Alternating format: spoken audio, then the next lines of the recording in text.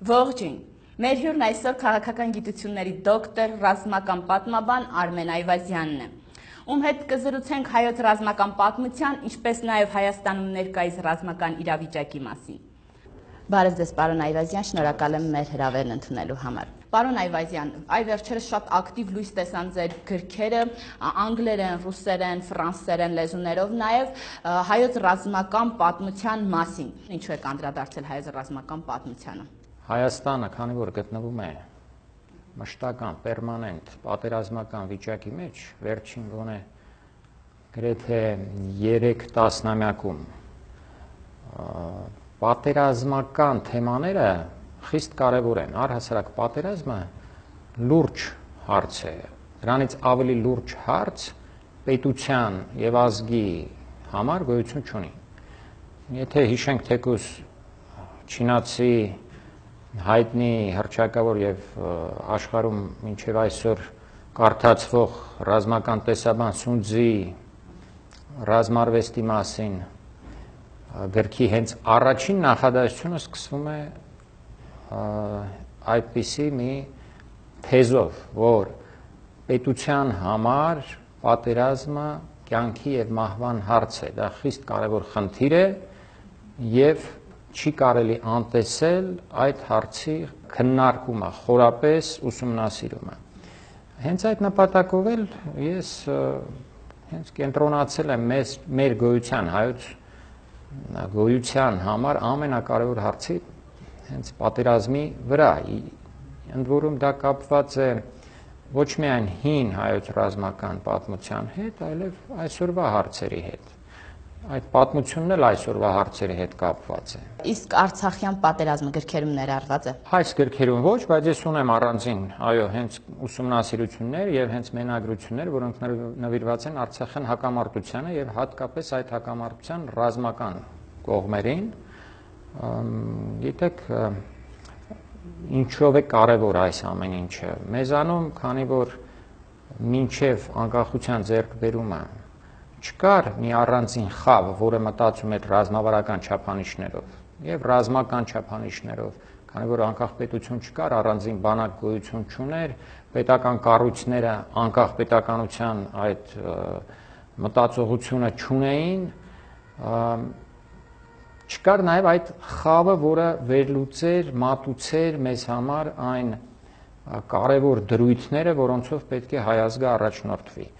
Վերջին 3 տասնամյակը բերեց հետաքրքիր ուսումնասիրություններ իր հետ, բերեց նոր մտքի զարգացում, բայց պետք է հիշել, որ կա նաև օտար միտք։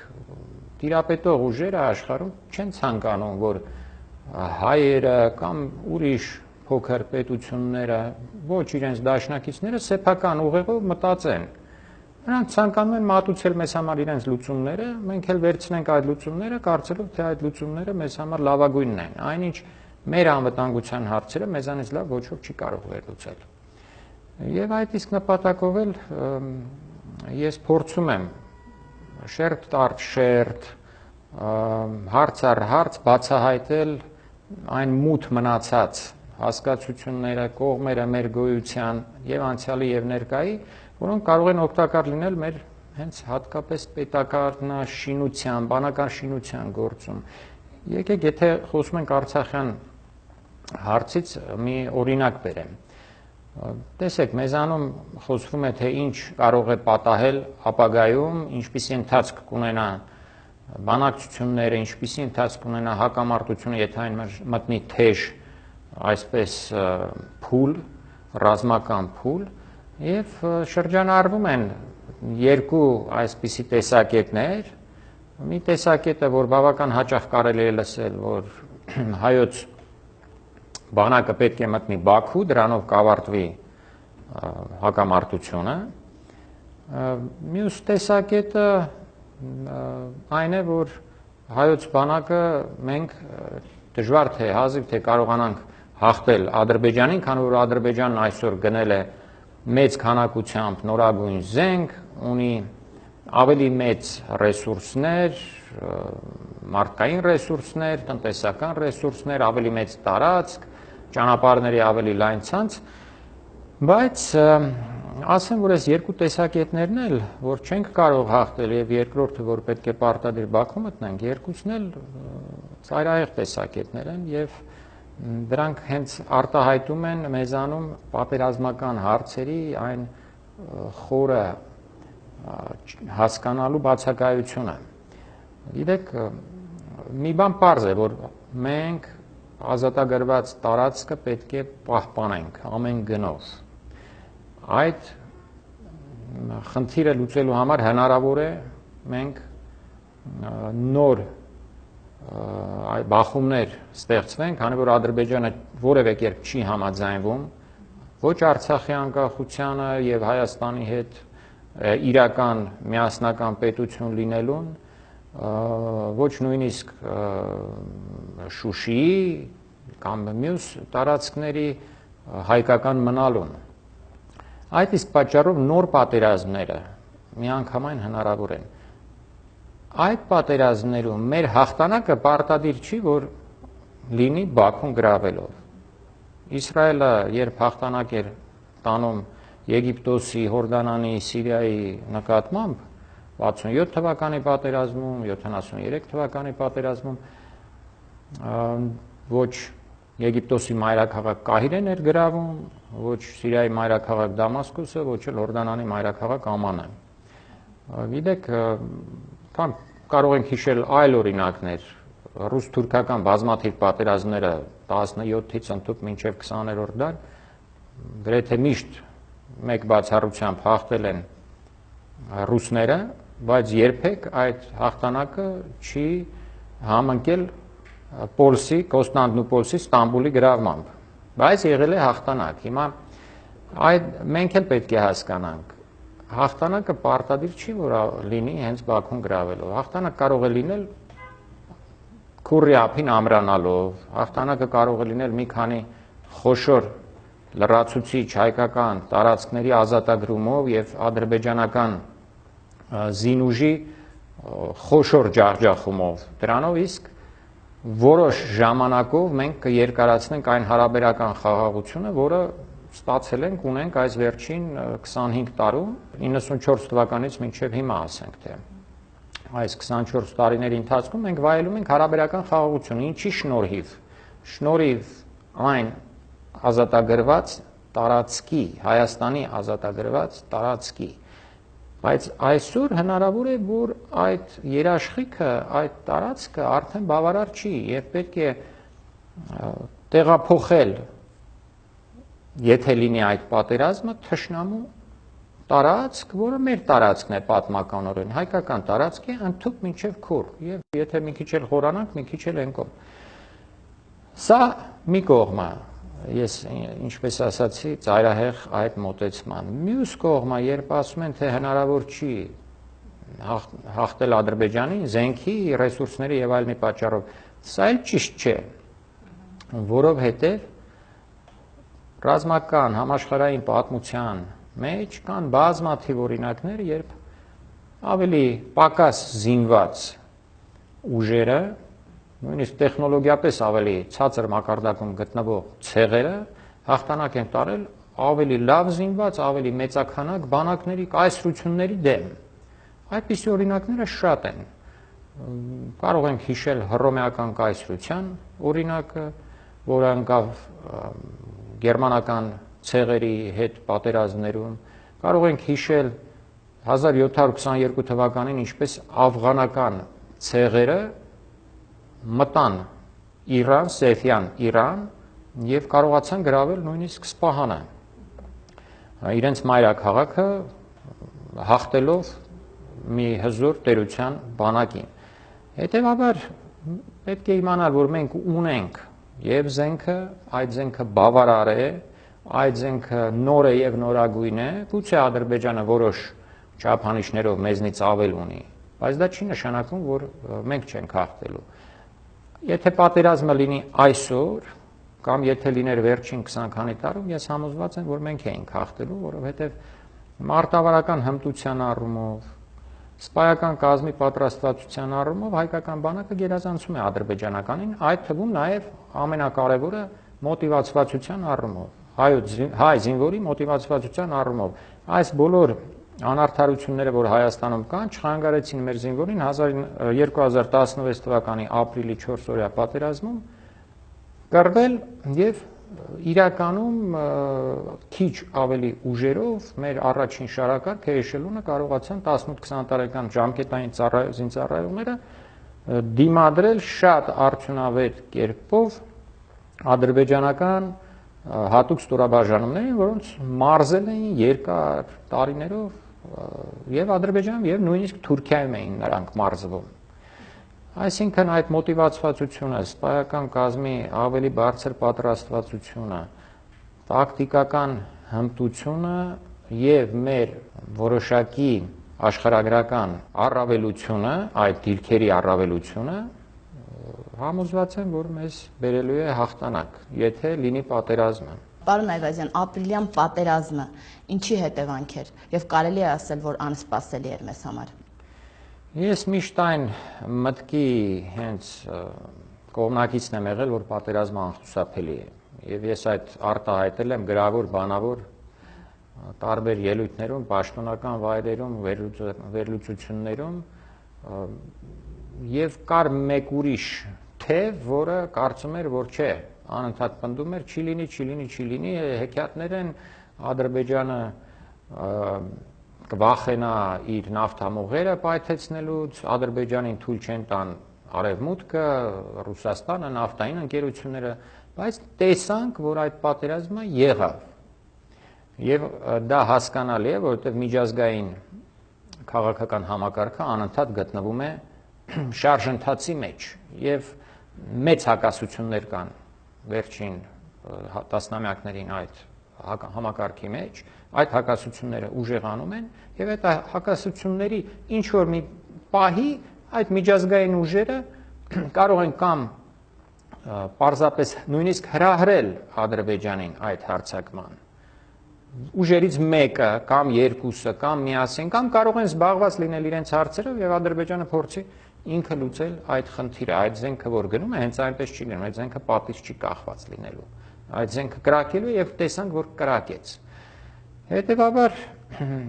պետք է իմանանք, որ այդ պատերազմը եղավ այն պահին, երբ Ադրբեջանին թվաց, թե նա կարող է հասնել ինչ որ լուրջ հաջողության։ Ասեմ այդ պատերազմի վերաբերյալ իմ տեսակետը, որ համընկնում է մի քանի ուրիշ վերլուծաբանների տեսակետի հետ, դա ոչ միայն մարտով հետախուզում էր, այլ այդ հատուկ ստորաբաժանումները նախապատրաստում էին ավելի լայն հարձակում, ադրբեջանական գլխավոր ուժերի ավելի լայն հարձակում։ Այդ հարձակումը տեղի չունեցավ այն պատճառով, որ ինչպես ասացի,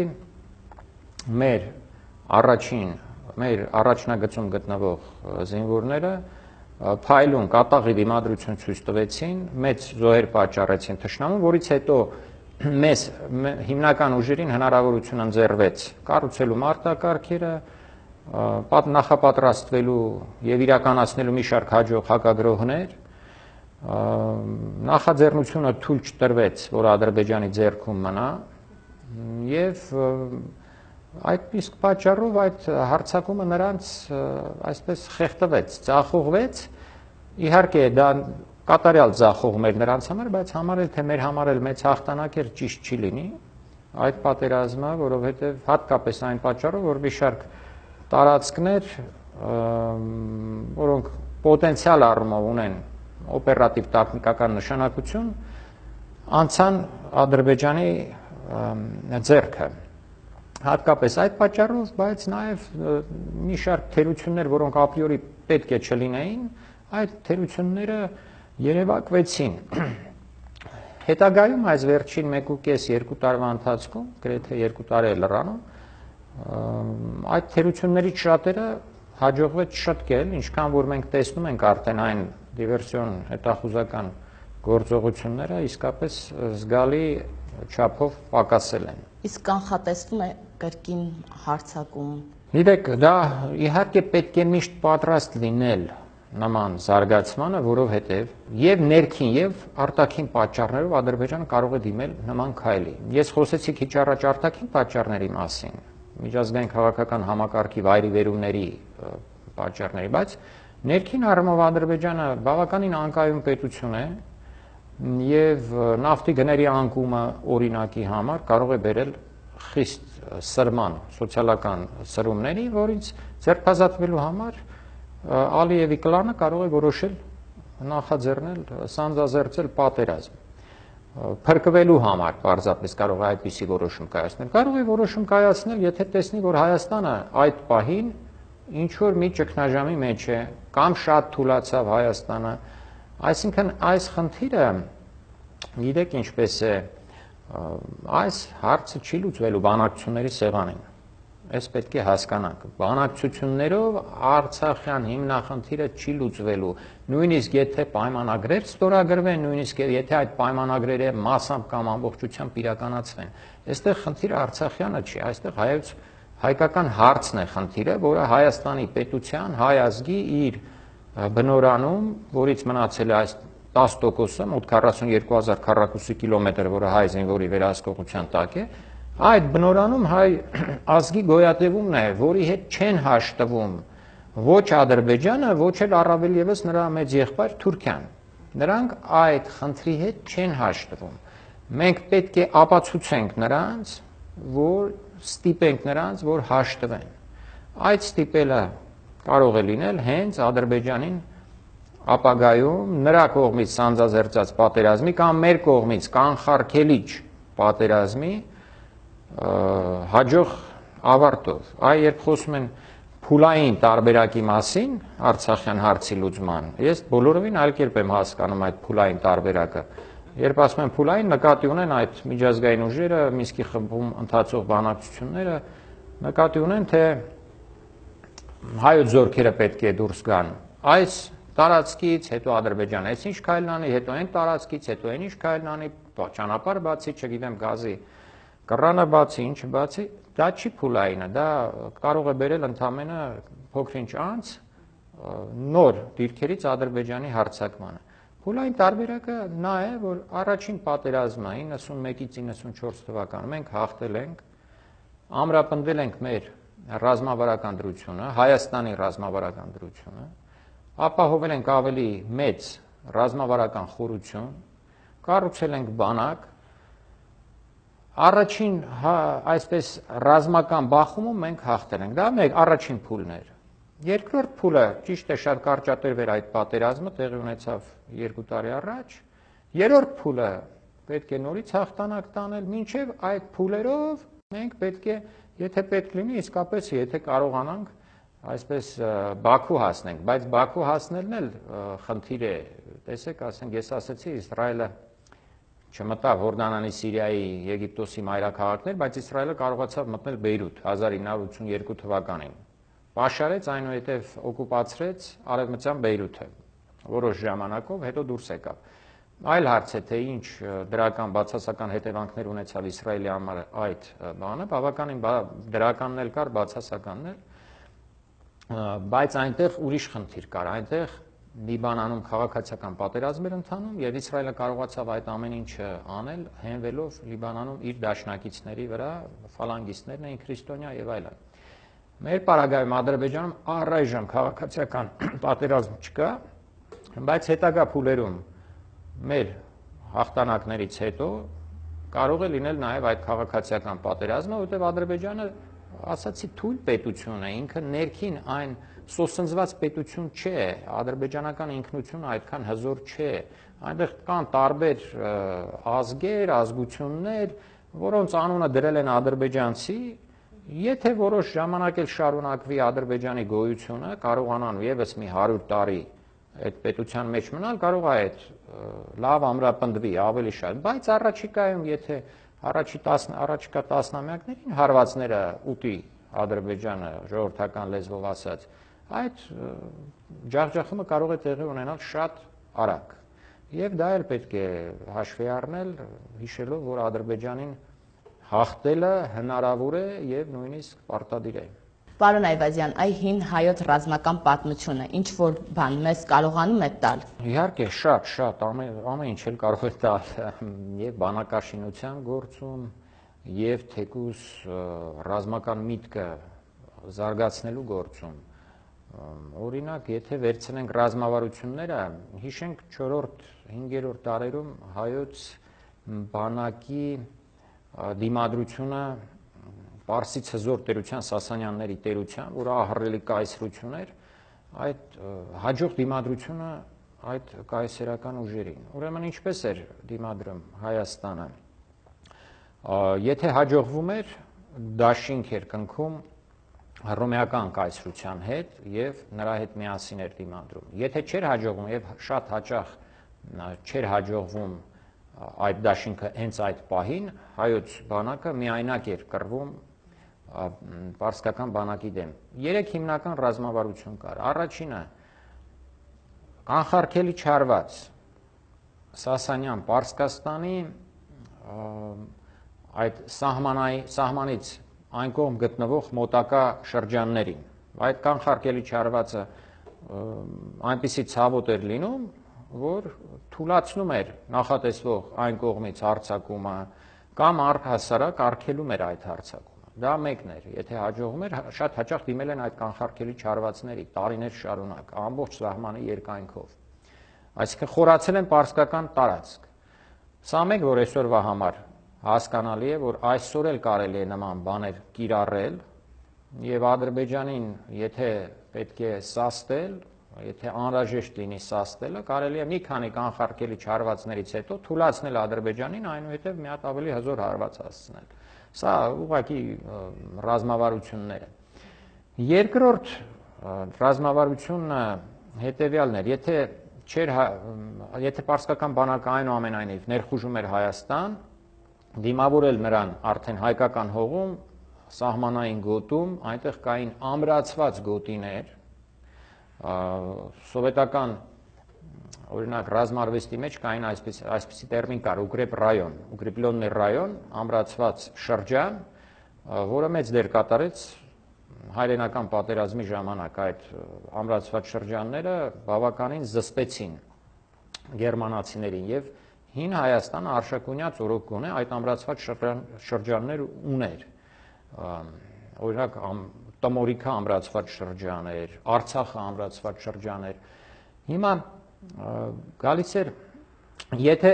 դա էլ չէր հաջողվում եւ պարսկական բանակը ճեղքում էր եւ խորանում էր Հայաստանի արդեն ներքին շրջանների մեջ էր մտնում, ինչ էին անում հայկական զինված ուժերը։ Նրանք պահպանում էին իրենց տարաշարժուն, շարժունակ ուժերը, մոբիլ ուժերը, որը հեծելազորներ, հիմնական հարվածային ուժներ հայոց բանակի, սա պահպանում էին ամեն գնով եւ սկսում էին պաշտպանվել գլխավոր ամրոցներում, ռազմավարական տեսակետից խիստ մեծ նշանակություն ունեցող ամրոցներում եւ սպառելով, ուժասպառ անելով թշնամուն, այնուհետև հետևում էր անսպասելի հակահարված հենց հեծելազորի ուժերով, որը ջախջախում էր պարսիկներին, դուրս էր շպրտում երկրից։ Սա ամենաանցանկալի տարբերակն էր ամեն դեպքում, որովհետև այդ ընթացքում ամրոցներից դուրս, լեռնային շրջաններից դուրս ընկած բնակչությունը ենթարկվում էր գերեվարության, կոտորածի, թալանի եւ այլն։ Բայց դա էլ էր մեթոդ։ Հիմա այս վերջին մեթոդը օրինակ մեզ համար, քանի որ Հայաստանը այսօր այն տարածքը չունի, ինչ ուներ 4-րդ, 5-րդ դարերում դրանից առաջ, այսօրվա Հայաստանը նմանվել է մի ամրոցի, որը չի կարող ընկնել։ Մենք այն որ ասում է մեր հետևում Մոսկվան է հայրենական պատերազմի ժամանակ, Հայաստանը այդպիսի վիճակում է, նահանջելու տեղ գրեթե չունենք։ Ուրեմն այդ վերջին ռազմավարությունը ամեն գնով մենք պետք է խուսափենք հասնելու այդպիսի իրավիճակի։ Հետևաբար նշանակում է, որ մեզ համար ավելի ընդունելի է կանխարգելիչ պատերազմը։ Եվս մեկ անգամ շնորհակալ եմ պարոն Այվազյան մեր հրավերն ընդունելու համար։ Խնդրեմ։